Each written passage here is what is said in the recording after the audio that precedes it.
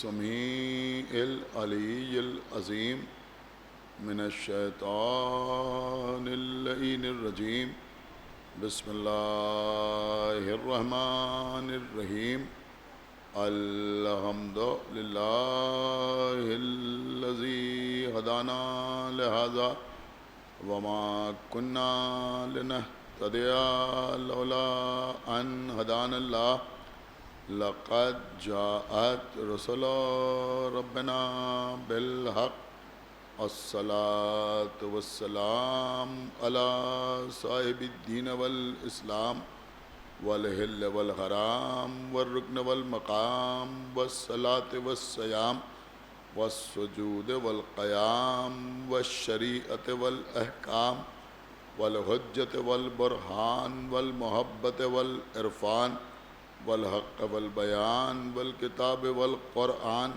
سيدنا ونبينا وشفينا ومولانا ومولى الثقلين جد الحسن والحسين أبي القاسم محمد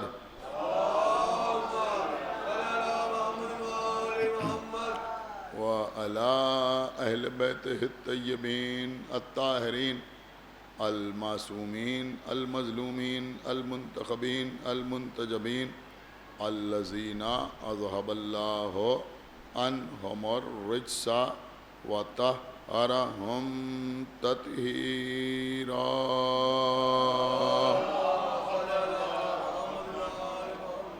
ولعنة الله على أعدائهم وقتلتهم وغاصبي حقوقهم ومنكري فضائلهم ومصائبهم أجمعين من الآن إلى يوم الدين أما بعد فقد قال الله سبحانه تبارك وتعالى في كتابه المجيد وفرقانه الحميد وقوله الحق بسم الله الرحمن الرحيم يا أيها الذين آمنوا ادخلوا في السلم كافة ولا تتبعوا خطوات الشيطان إنه لكم عدو مبين صلوات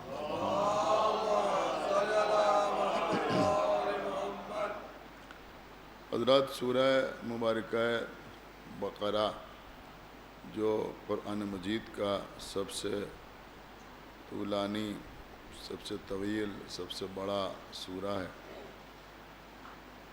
اس کی اس آیت میں جس کی تلاوت کا شرف میں نے آپ حضرات کے سامنے حاصل کیا ہے، ارشاد باری ہو رہا ہے کہ یا ایھا الذین آمنوا، اے ایمان لانے والے۔ میرے خیال میں جو لوگ قرآن مجید کی تلاوت کرتے رہتے ہیں ان کو اس بات کا احساس ہوگا کہ اللہ کے کلام میں الگ الگ سوروں میں بہت سی ایسی آیات ہیں جن کی ابتدا یا ایھا الذین آمنوا سے ہوتی، خصوصیت سے وہ آیات جن میں اللہ نے کوئی حکم صادر فرمایا ہے، وہ حکم واجبات کے سلسلے میں ہو یا پھر محرمات سے دور رہنے کے سلسلے میں ہو، اکثر اس قسم کی آیات کی ابتدا یا ایھا الذین آمنوا سے ہوتی ہے۔ یا ایھا الذین آمنوا کے معنی ہوتے ہیں اے ایمان لانے والوں۔ ایک صلوات پڑھے برحمت۔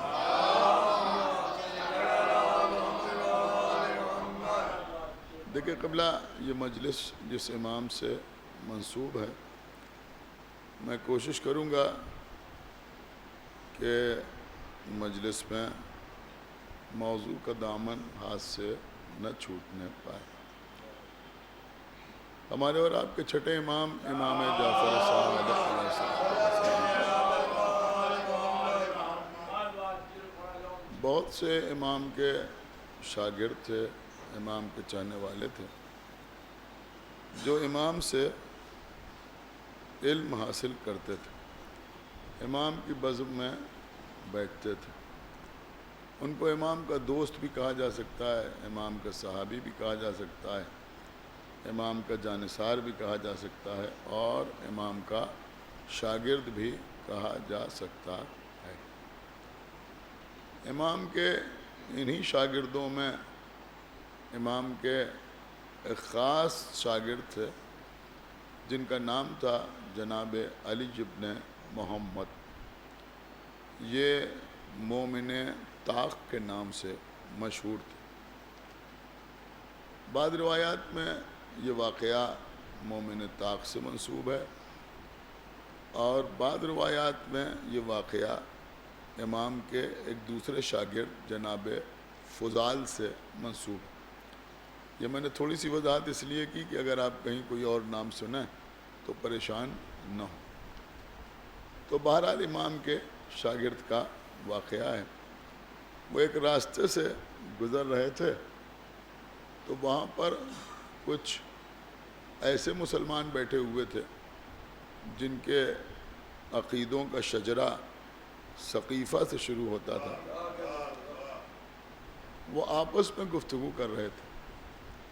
ان کے درمیان جو گفتگو ہو رہی تھی اس پہ بحث اس بات پر ہو رہی تھی کہ ابلیس یعنی شیطان فرشتوں میں سے نہیں تھا بلکہ جنوں میں سے تھا، اور یہ بات قرآن سے ثابت ہے کہ وہ فرشتوں میں نہیں تھا بلکہ جنوں میں سے تھا، اور اگر جنوں میں سے نہ ہوتا تو پھر اللہ کے سامنے یہ نہ کہتا کہ تو نے انہیں مٹی سے بنایا ہے اور مجھے آگ سے بنایا ہے۔ ایک صلوات پڑھے پر محمد۔ تو ان کے درمیان بحث ہو رہی تھی کہ ابلیس فرشتوں میں نہیں تھا بلکہ جنوں میں تھا، اور اس نے اتنی عبادت کی کہ اللہ نے اسے صف ملائکہ میں شامل کر لیا، لیکن تھا تو وہ جن ہی۔ ظاہر سی بات ہے کہ فرشتہ نہیں تھا، ملائکہ میں نہیں تھا بلکہ وہ جن تھا۔ تو وہ بحث اس بات پر کر رہے تھے کہ جب ابلیس فرشتہ تھا ہی نہیں، ابلیس جنوں میں تھا، تو جب اللہ نے فرشتوں کو حکم دیا، ملائکہ کو حکم دیا کہ تم آدم کو سجدہ کرو، تو حکم تو ملائکہ کے لیے تھا، حکم تو فرشتوں کے لیے تھا۔ تو جب حکم فرشتوں کے لیے تھا، ملائکہ کے لیے تھا، تو پھر ابلیس پر اس حکم کا اطلاق ہی نہیں ہوتا تھا۔ تو جب اس نے سجدہ نہیں کیا تو پھر اسے سزا کس بات کی دی گئی؟ اس لیے کہ حکم تو فرشتوں کو دیا گیا تھا۔ تو ان کے درمیان اس بات پر بحث ہو رہی تھی۔ جناب مومن طاق ان کے سامنے سے گزر رہے تھے، تو ان لوگوں نے آواز دے کر انہیں بلایا، اور بلانے کے بعد ان سے کہا کہ ہمارے درمیان اس مسئلے پر بحث ہو رہی ہے، ہم چاہتے ہیں کہ تم اپنے امام سے پوچھ کر ہمیں اس کا جواب دو۔ تو جناب مومن طاق نے کہا ٹھیک ہے، میں کل امام سے پوچھ کر تم کو بتاؤں گا۔ دیکھیں قابل غور واقعہ ہے اور بڑا عبرتناک واقعہ ہے، انشاءاللہ آپ محسوس کریں گے۔ تو بہرحال یہ مومن طاق امام کے پاس آئے۔ اب علامہ مجلسی نے جملہ بڑا اچھا لکھا ہے، انہوں نے لکھا ہے کہ کیونکہ اگر اس مسئلے کو امام کی خدمت میں بالکل ویسے ہی پیش کیا جاتا جس طرح سے وہ لوگ آپس میں بحث کر رہے تھے، تو اس سے قرآن پر اعتراض لازم آتا۔ غور کیا آپ نے، قرآن پر اعتراض لازم آتا۔ لہذا جناب مومن طاق نے مسئلہ تو وہی تھا لیکن اس کو ذرا سا تبدیل کر کے امام کی خدمت میں پیش کیا تاکہ جواب بھی مل جائے اور قرآن پر اعتراض لازم بھی نہ آنے پائے۔ دیکھیے اس سے کم اس بات کا اندازہ ضرور ہوتا ہے کہ اگر دین کے سلسلے میں، قرآن کے سلسلے میں، اہل بیت کے سلسلے میں، یا پھر میں آگے بڑھ کے کہوں گا عزاداری کے سلسلے میں کوئی بات سمجھ میں نہ آئے اور ہمیں کسی سے پوچھنا ہو تو پوچھنے کے لیے بھی سلیقہ درکار ہے۔ ایک صلوات پڑھے بر محمد یعنی ہم اگر سوال کریں تو کہیں ایسا نہ ہو کہ سوال کرنے کی وجہ سے ایسا احساس ہو کہ ہم دشمنوں کی صف میں جا کے کھڑے ہو گئے ہیں یا ہم منکرین کے گروہ میں جا کے شامل ہو گئے ہیں. تو سوال کرنے کا بھی سلیقہ چاہیے. تو جناب مومن طاق امام کے پاس آئے اور آنے کے بعد امام سے کہا کہ مولا آپ یہ فرمائیں. اب دیکھیے، اب جو میں نے آپ کی خدمت میں آیت پیش کی تھی میں اسی کی وضاحت کر رہا ہوں. انہوں نے آگے کہا کہ مولا آپ یہ فرمائیں کہ قرآن میں جہاں جہاں اللہ نے یا ایہا الذین آمنو کہہ کر کوئی حکم صادر فرمایا ہے، کیا اس حکم کا اطلاق منافقین پر بھی ہوتا ہے؟ دیکھیں آپ نے شاید غور نہیں کیا. انہوں نے پوچھا کہ کیا ان احکامات کا اطلاق منافقین پر بھی ہوتا ہے؟ بھئی اللہ کہہ رہا ہے یا ایہا الذین آمنو، اے ایمان لانے والوں. اب اس کے بعد اللہ کوئی حکم دے رہا ہے تو کیا اس حکم کا اطلاق منافقین پر بھی ہوتا ہے؟ ایک صلوات پڑھیں بر محمد وآلہ. کیا اس حکم کا اطلاق منافقین پر بھی ہوتا ہے؟ تو جیسے ہی مومن طاق نے ہمارے چھٹے امام سے یہ پوچھا، ویسے ہی ہمارے امام مسکرائے اور مسکرا کے فرمایا کہ منافقین چونکہ مومنین کے درمیان بدعوت ظاہری اٹھتے بیٹھتے ہیں، لہذا ان احکامات کا اطلاق ان پر بھی ہوتا ہے. لہذا ان احکامات کا اطلاق ان پر بھی ہوتا ہے. اور پھر فرمایا کہ جن لوگوں نے تم سے سوال کیا تھا ان سے جا کے کہہ دینا کہ ابلیس کی حیثیت فرشتوں کے درمیان ویسی ہی ہے جیسے مومنین کے درمیان منافق. صلوات پڑھتے بر محمد وآلہ. ایک صلوات اور پڑھتے بر محمد وآلہ. لیکن ماشاءاللہ اہل ولا بیٹھے ہوئے ہیں. میں ایک بات اور آپ کی خدمت میں عرض کرتا چلوں تو بات آپ تک پہنچ جائے. یہ تو شوال کا مہینہ چل رہا ہے، اس سے پہلے رمضان تھا اور رمضان سے پہلے ماہ شعبان تھا. آپ نے اپنے امام کی خدمت میں عریضہ بھیجا. جب آپ اپنے امام کی خدمت میں عریضہ بھیجتے ہیں تو آپ عریضہ تو اپنے امام کو لکھتے ہیں، اپنی حاجتیں اس میں بیان کرتے ہیں، اور اس کے بعد وہ عریضہ جب جا کے آپ دریا میں ڈالتے ہیں تو آپ ایک دعا پڑھتے ہیں. اور جو دعا پڑھتے ہیں اس کی ابتدا کہاں سے ہوتی ہے؟ یا حسین ابن روح. یہ حسین ابن روح کون تھے؟ کہ یہ امام کے نائب خاص تھے. تو ان کو مخاطب کر کے بہت توجہ، اس دعا میں یہی تو کہا جاتا ہے کہ بھئی یہ رقعہ ہے، اس کو اور ان حاجتوں کو آپ امام کی خدمت میں پیش کریں، اس لیے کہ آپ ثقۃ الامین ہیں. تو اب آپ غور کریں، کبھی کبھی ذہن میں آتا ہے کہ عریضہ ہم نے لکھا، خدمت میں امام کی بھیجا، یہ بیچ میں حسین ابن روح کو مخاطب کیوں کیا جا رہا ہے؟ میں سمجھتا ہوں اسی واقعے میں اس کا جواب ہے. کیا سن رہے ہیں آپ؟ انہوں نے سوال کیا جناب مومن طاق سے، لیکن سوال کے جملے ایسے تھے جو ایسے نہیں تھے جو امام کی خدمت پہ پیش کیے جائیں. تو مومن طاق نے مسئلہ تو وہی رکھا لیکن الفاظ بدل کے امام کی خدمت میں پیش کیا اور جواب حاصل ہو گیا. تو ہم بھی یہ سمجھتے ہیں کہ ہم کیا، ہماری حیثیت کیا، ہماری کتابت کیا، ہماری تحریر کیا، ہماری زبان کیا، ہمارے الفاظ کیا. اب ہم نے اپنے دل کا حال عریضے میں لکھ تو دیا ہے. آپ غور فرما رہے ہیں، اب جناب حسین ابن روح کو اس لیے مخاطب کرتے ہیں کہ بھائی ہم سے جیسا ممکن ہوا ہم نے لکھ دیا. ہمیں معلوم ہے کہ یہ الفاظ امام کی خدمت پہ جانے کے لائق نہیں ہیں، لیکن اب یہ آپ کا کام ہے کہ ان الفاظ میں امام کے سامنے اس حاجت کو پیش کریں کہ جو شایان شان. غور کیا آپ نے؟ تو میرے عرض کرنے کا مقصد یہ ہے قبلہ کہ یہ یا ایہا الذین آمنو جو ہے، تو اگر کہیں اللہ یا ایہا الذین آمنو کہہ کر مخاطب کر رہا ہے تو اس کا یہ مطلب قطعی نہیں ہے کہ جن لوگوں کو مخاطب کیا جا رہا ہے وہ سب کے سب مومن ہیں اور وہ سب کے سب مومن حقیقی ہیں اور ان کے پاس ایمان کامل ہے اور ان کے ایمان کے سلسلے میں کسی قسم کا کوئی شک نہیں کیا جا سکتا. بلکہ حقیقت یہ ہے کہ جب اللہ ایسے لوگوں کو مخاطب کرتا ہے کہ جنہوں نے کلمہ پڑھا، جنہوں نے لا الہ الا اللہ کہا، جنہوں نے محمد رسول اللہ کہا، تو اللہ ایسے لوگوں کو جب مخاطب کرتا ہے تو یا ایہا الذین آمنو کہہ کے مخاطب کرتا ہے.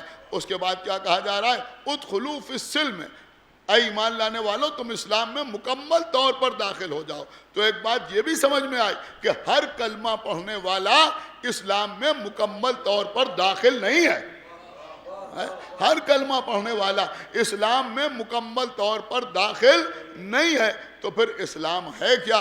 اس لیے کہ رسول اللہ کی آنکھ بند ہونے کے بعد دین میں اتنی ملاوٹ کی گئی، آپ غور کر رہے ہیں، اتنی ملاوٹ کی گئی، یعنی دین میں اتنی الگ الگ چیزوں کو شامل کیا گیا کہ آج خالص دین تلاش کرنا مشکل ہے۔ ایک صلوات پڑھے بر محمد وآلہ۔ خالص دین، اتنی ملاوٹ دین میں کر دی گئی، نئے نئے عقیدے، نئے نئے نظریے دین میں شامل کر دیے گئے۔ رسول کی آنکھ بند ہونے کے بعد دو نظریوں کو شدت کے ساتھ دین میں داخل کیا گیا۔ پہلا نظریہ یہ تھا کہ بس جو کچھ ہوتا ہے وہ اللہ کی مرضی سے ہوتا ہے، بندے کا عمل ہی نہیں ہے، بلکہ حقیقت میں خدا جو چاہتا ہے وہ بندہ کرتا ہے۔ اب اگر اللہ چاہتا ہے تو بندہ ثواب کا کام کرتا ہے، اور اگر اللہ چاہتا ہے تو بندہ وہ عمل کرتا ہے جس سے وہ گناہگار ہوتا ہے۔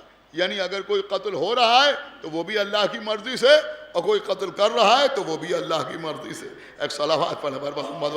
یہ عقیدہ باقاعدہ داخل کیا گیا، اور اس کے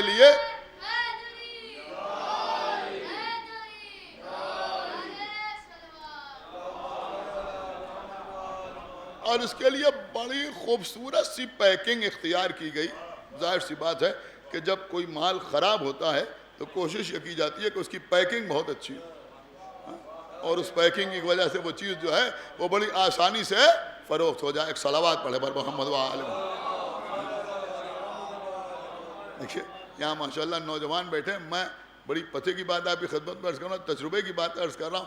آپ دہلی جائیں، بامبے جائیں، کسی بڑے شہر میں جائیں، جب ریڈ لائٹ کے اوپر کہیں کے اوپر سگنل ہے اور وہاں کے اوپر گاڑی رکتی ہے تو بہت سے لوگ آ جاتے ہیں، وہ شرٹیں بیچ رہے ہیں، وہ کرتے بیچ رہے ہیں، وہ ٹی شرٹیں بیچ رہے ہیں، اور انہوں نے کہا صاحب اتنے کی ہے، اتنے کی ہے، اور پتہ چلا آپ نے جلدی سے خرید دیا، اس کے بعد گرین سگنل ہوا اور آپ آگے بڑھے، اب جو اس کو کھولا تو پتہ چلا کہ وہ آدھی ہے یا آدھی سے بھی کم ہے یا پھٹی ہوئی ہے، لیکن اس کی جو پیکنگ ہوتی ہے وہ بڑی خوبصورت ہوتی ہے، تو پیکنگ دیکھ کے آدمی فوراً اسے خرید دیتا ہے۔ اب ظاہر سی بات ہے کہ یہ اسلامی نظریہ ہی نہیں ہے کہ جو کچھ ہوتا ہے وہ اللہ کی مرضی سے ہوتا ہے، اور بندے کا ہر عمل جو ہے وہ اللہ کی طرف منسوب ہے۔ اب اس بات کو منوانا تھا، اور اس کی بھی کچھ وجہ تھی۔ اصل میں رسول کی آنکھ بند ہونے کے بعد آل محمد پر مسلمانوں کی طرف سے جو ظلم و ستم ڈھائے گئے، تو مجرمین آل محمد کو بچانے کے لیے یہ عقیدہ رائج کیا گیا کہ جو کچھ ہوتا ہے وہ اللہ کی مرضی سے ہوتا ہے۔ اب پیکنگ میں آپ کی خدمت میں پیش کروں کہ پیکنگ کیا ہے، کہ پیکنگ بڑی خوبصورت ہے کہ اللہ کی مرضی کے بغیر پتہ نہیں ہلتا۔ ایک صلوات پڑھے بر محمد وآلہ۔ یہ اتنا اچھا لگتا ہے، یعنی یہ جملہ سن کے بڑا اچھا لگتا ہے کہ صاحب اللہ کی مرضی کے بغیر پتہ نہیں ہلتا، تو آدمی کی سمجھ میں آ جاتا ہے۔ اب اس کے تمام جوابات ہمارے ائمہ نے دیے، لیکن اب اس کے برخلاف ایک دوسرا عقیدہ بھی لوگوں میں قائم ہو گیا۔ اب وہ عقیدہ کیا قائم ہو گیا؟ وہ عقیدہ یہ قائم ہو گیا کہ بس جو عمل ہے بندے کا وہ بندہ ہی کرتا ہے، اب اللہ سے کوئی تعلق نہیں، اب ہم مختار ہیں، جو چاہیں وہ ہم کریں۔ اہل بیت نے جو دین بتایا ان میں یہ دونوں عقیدے باطل ہیں۔ میری بات سمجھیے، میں بھی آپ کی خدمت میں عرض کروں گا، دونوں عقیدے باطل۔ شاید آپ نے اس سے پہلے یہ واقعہ نہ سنا جو میں آپ کی خدمت میں عرض کر رہا ہوں۔ ایک صلوات پڑھے بر محمد وآلہ۔ سنیے قبلہ، ہمارے اور آپ کے چوتھے امام، امام زین العابدین علیہ الصلوۃ والسلام، ہمارے چوتھے امام امام زین العابدین علیہ الصلوۃ والسلام کا زمانہ ہے، اور امام جہاں تشریف فرمائیں وہیں امام محمد باقر علیہ الصلوۃ والسلام بھی بیٹھے ہوئے، اور 3 سال کے امام جعفر صادق علیہ الصلوۃ والسلام بھی بیٹھے ہوئے۔ ایک بوڑھا شخص آیا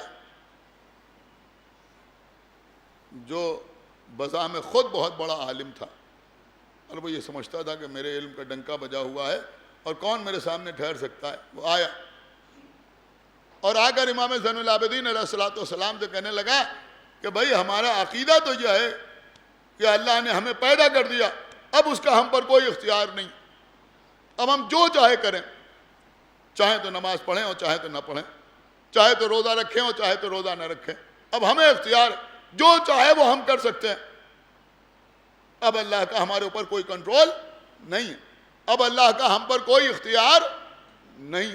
دیکھیے مسلمان ہونے کا دعوے دار بھی اور اس کے بعد اس طرح کی گفتگو کر رہا ہے. کس سے کر رہا ہے؟ ہمارے چوتھے امام سے کر رہا ہے. اب عزیزوں یہی تو مسئلہ ہے. ائمہ طاہرین نے ہر موقع پر یہ ثابت کیا کہ دیکھو ہمارے گھر میں علم کے لیے عمر کوئی معیار نہیں. اب اگر امام چاہتے تو خود ہی جواب دے دیتے, لیکن امام نے خود جواب نہیں دیا.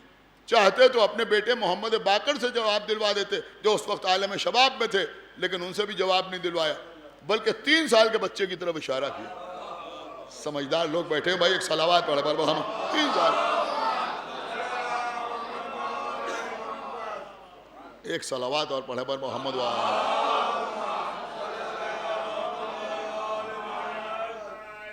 تو بہرحال عزیزوں تھوڑی سی بارش ہو گئی, آپ حضرات تھوڑا تھوڑا آگے آ جائیں.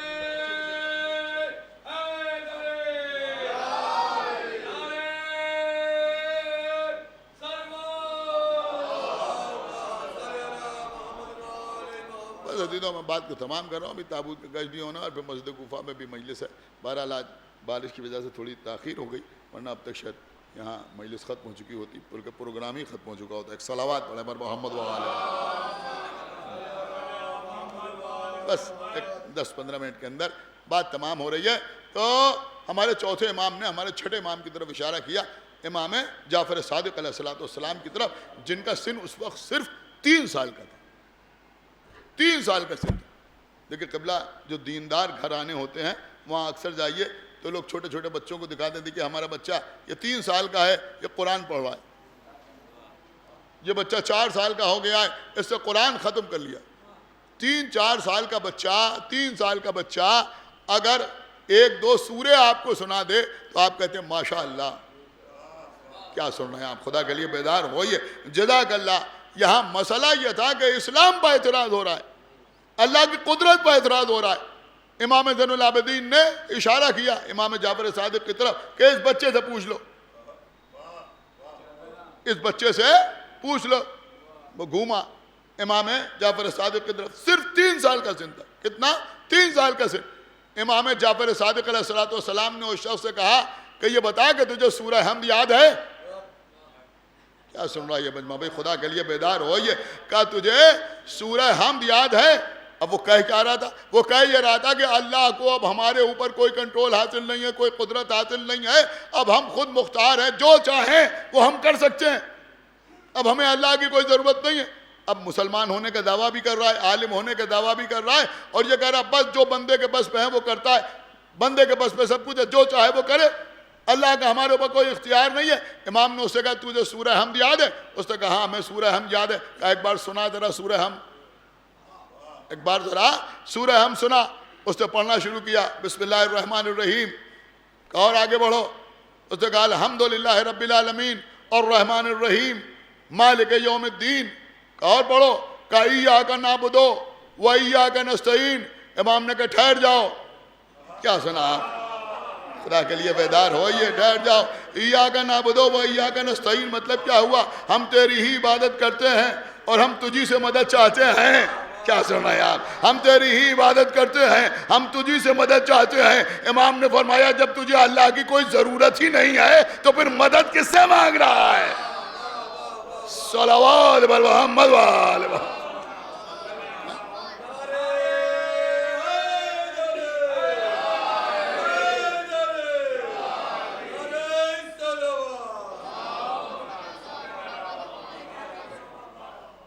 پھر تو مدد کس سے مانگ رہا. اب یہ واقعہ تو میں نے آپ کی خدمت میں عرض کر دیا, لیکن اب اس کے بعد جو اس کا ری ایکشن تھا وہ سنیں, اور ظاہر سی بات ہے جو محسوس کرے گا وہ خاموش نہیں رہے گا.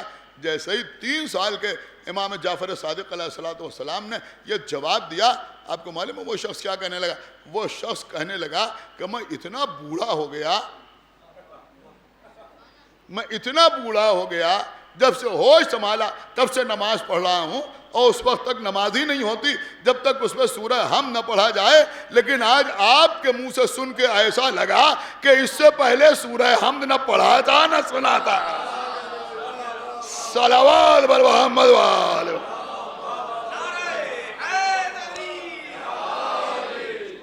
ایک صلوات اور پڑھتے بر محمد وآل. بس قبلہ یہ ہے امام جعفر صادق علیہ الصلوۃ والسلام، ہماری جان قربان۔ اور عزیزوں، سب سے بڑا کام جو سرکار صادق آل محمد نے انجام دیا وہ یہ کہ پیغمبر اسلام کی شریعت کو جو الگ الگ احکامات تھے، بکھرے ہوئے تھے، ان کو ایک جگہ پر جمع کیا۔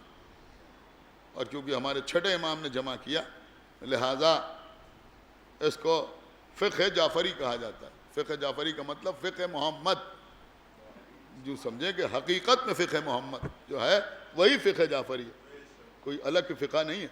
یہ بڑے احمق قسم کے لوگ ہیں جو یہ کہتے ہیں کہ صاحب بہت بڑی بات ہے اور بہت بڑا اچیومنٹ ہے کہ آج دنیا نے مان لیا کہ 5ویں فقہ جو ہے وہ فقہ جعفری ہے۔ اما کیسی باتیں کرتے ہو؟ یہ تو بالکل ایسی ہی بات ہے کہ جیسے کوئی کہے کہ صاحب لات و منات و حبل کو ماننے والوں نے اللہ کو مان لیا۔ ایک صلوات پڑھنے پر محمد و آل، ایک صلوات اور پڑھنے پر محمد و آل۔ وہ مانے یا نہ مانے، وہ تسلیم کریں یا نہ کریں، لیکن امام جعفر صادق علیہ الصلوۃ والسلام نے کوئی نئی فقہ سے لوگوں کو انٹروڈیوس تھوڑی کرایا۔ جب اتنا زیادہ آلودگی ہو گئی اور جب اتنا زیادہ حق و باطل کو آپس میں ملا دیا گیا تو اس وقت امام جعفر صادق علیہ الصلوۃ والسلام نے بتایا کہ دیکھو حقیقی اسلام کیا ہے، حقیقی دین کیا ہے۔ بس قبلہ، اور میں سمجھتا ہوں کہ اس کے ساتھ ساتھ ہمارے چھٹے امام نے عزاداری امام حسین علیہ الصلوۃ والسلام بہت زیادہ زور دیا۔ مجالس کا انعقاد، امام حسین علیہ الصلوۃ والسلام کے گریے کے فضائل بیان کرنا، اس کی جزا بیان کرنا، جو روئے، رلائے یا رونے والے کی صورت بنائے، ہمارے جد مظلوم کے غم میں اس پر جنت واجب۔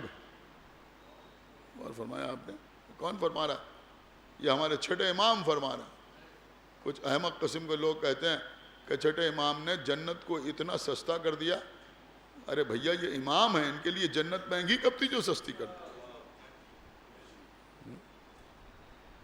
تم کبھی ایک آنسو کے قطرے میں جھانک کے تو دیکھو، جب ایک آنسو کے قطرے میں کربلا کی ساری قربانیاں نظر آئیں، اور محمد کے لاشیں نظر آئیں، قاسم کی پامال لاش کے ٹکڑے نظر آئیں، علی اکبر کے سینے میں ٹوٹی ہوئی برچھی نظر آئے، 6 مہینے کے بچے کے گلے پہ لگتا ہوا تیر نظر آئے، تب ہمیں بتاؤ کہ آنسو کا قطرہ زیادہ ہے یا جنت زیادہ ہے؟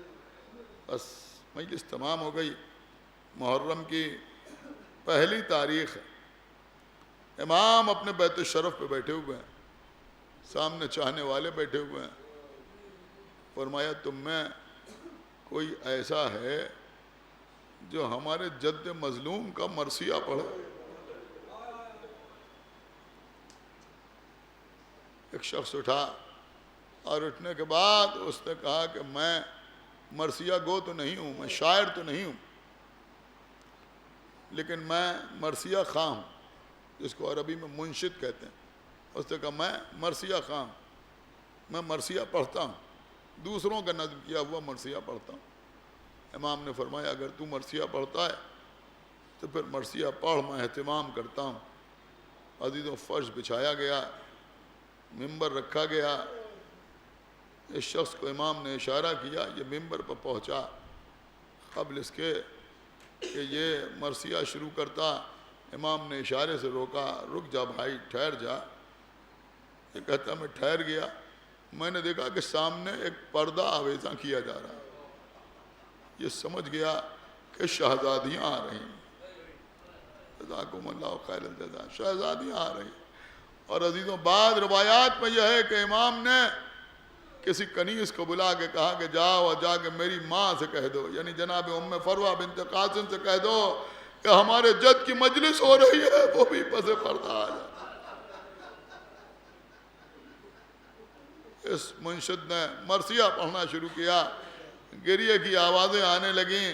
امام بھی گریہ کر رہے تھے، پردے کے پیچھے بیویاں بھی گریہ کر رہی تھیں۔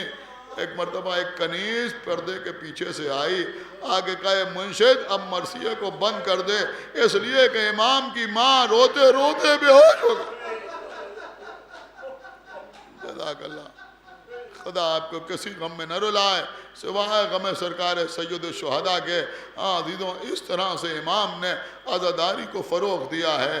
بہرحال عزیزوں مجلس ختم ہو گئی، میں کہوں گا کہ ایک واقعہ یاد آ گیا۔ یہاں امام کی ماں روتے روتے بے ہوش ہو گئیں، مرثیے کو روک دیا گیا، لیکن ہاں کربلا میں بھی ہم نے ایک منظر دیکھا، وہاں مرثیہ نہیں پڑھا جا رہا ہے بلکہ وہاں علی اکبر اذان دے رہے ہیں۔ 18 برس کی علی اکبر اذان دے رہے ہیں۔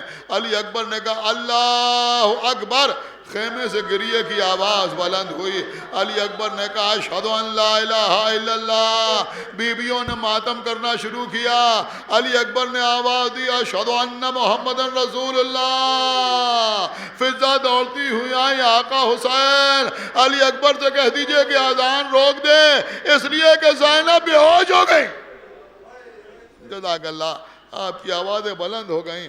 وہاں امام جناب ابو بصیر کی طرف مخاطب ہوئے، اور مخاطب ہونے کے بعد کا ابو بصیر ہمارے جد کا مرثیہ پڑھا جا رہا تھا، تم نے گریہ نہیں کیا، تم روئے نہیں۔ ابو بصیر نے آنسوؤں سے بھیگا ہوا رومال دکھایا، آقا یہ رومال آنسوؤں سے تر ہے۔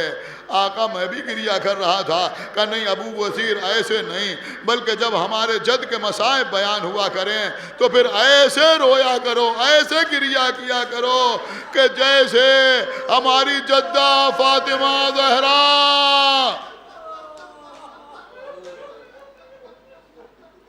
بس عزیزوں مجلس تمام ہو رہی ہے، ایک جملہ امام کا اور دوسرے موقع پر اپنے کسی صحابی سے فرمانے دیکھو جب تمہارا کبھی رونے کا موڈ ہوا کرے، یعنی ہماری زندگی میں بھی کبھی کبھی ایسے لمحات آتے ہیں کہ ہم پریشان ہیں، ہمارا دل چاہتا ہے کہ ہم رو لیں تاکہ ہمارا دل ہلکا ہو جائے، تو امام فرماتے ہیں کہ جب کبھی تمہارا رونے کا جی چاہے، دل چاہے کہ تم رو لو، تو تم ہمارے جد مظلوم پر رویا کرو جنہیں مثل گوسپن ذبح کر دیا۔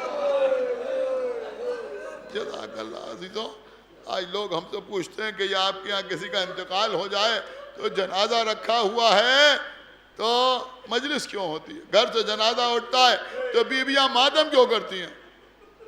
3 دن کے بعد یہ سیم کی مجلس کیوں ہوتی ہے؟ کیا آپ کے پاس کسی حدیث سے اس کے لیے کوئی ثبوت ہے؟ میں کہوں گا اس سے بڑا ثبوت کیا ہوگا؟ ہماری ماں مر گئی، ہمارے باپ کا انتقال ہو گیا، ہمارا جی چاہ رہا ہے رونے کے لیے۔ اب امام کی حدیث یاد آئی کہ اگر رونے کا جی چاہے تو ہمارے جد مظلوم پر رو لے۔ یہ امام کے قول پہ عمل ہے یا نہیں ہے؟ اور پھر کیا فرمایا کہ ہمارے جد مظلوم پر رو لیا کرو جنہیں کربلا میں مثل گوشت پر ذبح کر دیا گیا۔ بس قبلہ مجلس تمام ہو گئی۔ آپ نے کبھی سوچا کہ امام نے تشبیہ بھی کیا دی کہ جنہیں کربلا میں مثل گوشت پر ذبح کر دیا گیا، گوشت پن کی طرح ذبح کر دیا گیا۔ آپ مجھے بتائیں گوشت پن کو کیسے ذبح کیا جاتا ہے؟ گوشت پن کو جب ذبح کیا جاتا ہے تو آپ نے دیکھا ہوگا کہ اس کو قبلہ رو لٹایا جاتا ہے، اور اس کے بعد جو اسے ذبح کرتا ہے وہ چھری کو تیز کر لیتا ہے، تب جانور کو ذبح کرتا ہے۔ کیا سنا آپ نے؟ چھری کو تیز کرتا ہے تب جانور کو ذبح کرتا ہے، لیکن حسین کو تو کند خنجر سے ذبح کیا گیا۔ جانور کے گلے پر چھری چلتی ہے، حسین کو پسے گردن سے ذبح کیا گیا۔